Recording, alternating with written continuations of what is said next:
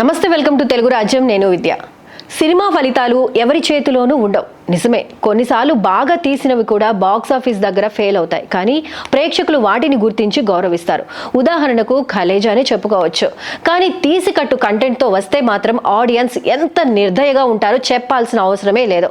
ఒకప్పుడు ఇండస్ట్రీని షేక్ చేసిన బ్లాక్ బస్టర్స్ ఇచ్చిన కల్ట్ దర్శకులు ఇప్పుడు షో మధ్యలోనే లేచి వెళ్లిపోయే స్థాయికి దిగిపోయారంటే దీన్ని ఎలా అర్థం చేసుకోవాలి?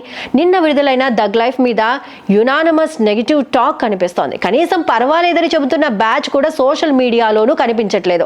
కేవలం కాంబినేషన్ క్రేజ్ మీద బిజినెస్ చేసి లెక్కలేనంత ఖర్చుతో ప్రమోషన్లు చేసి తీరా థియేటర్లో కూర్చున్న తర్వాత దర్శకుడు మణిరత్నం చూపించిన నీరసం అంతా ఇంత కాదు. దళపతి, నాయకుడు, రోజా, బొంబాయి తీసింది ఈయనేనా అని ఎవరికైనా సందేహం రాకపోతే ఒట్టు. జెంటిల్మెన్, భారతీయుడు, ఒకే ఒక్కడు, ప్రేమికుడు లాంటి కల్ట్ క్లాసిక్స్ ఇచ్చిన ఇండియన్ స్పిల్బర్గ్ శంకర్ వరుసగా ఇండియన్ 2, గేమ్ చేంజర్ రూపంలో మర్చిపోలేని పీడకలలను కానుకగా ఇచ్చాడు.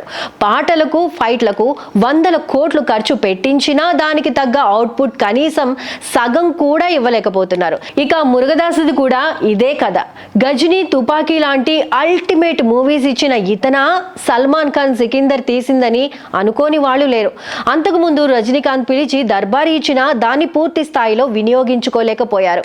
ఇప్పుడు ఆయన చివరి ఆశ శివ కార్తికేయన్ మద్రాసీనే. కోలీవుడ్ లో బలమైన ప్రభావం చూపించిన ఇలాంటి దర్శకులు ఇంత నాసిరకంగా దిగిపోవటం ఫ్యాన్స్ జీర్ణించుకోలేకపోతున్నారు. తమిళ పరిశ్రమకు చెందినప్పటికీ ఇతర భాషల్లోనూ భారీ ఫాలోయింగ్ తెచ్చుకున్న ఈ దిగ్గజాలు ఇప్పుడు ట్రోలింగ్ కి టార్గెట్ కావడం విచారకరం. కంబ్యాక్ అవ్వడం విధిరాతలో లేదు, వాళ్ళ చేతుల్లోనే ఉంది.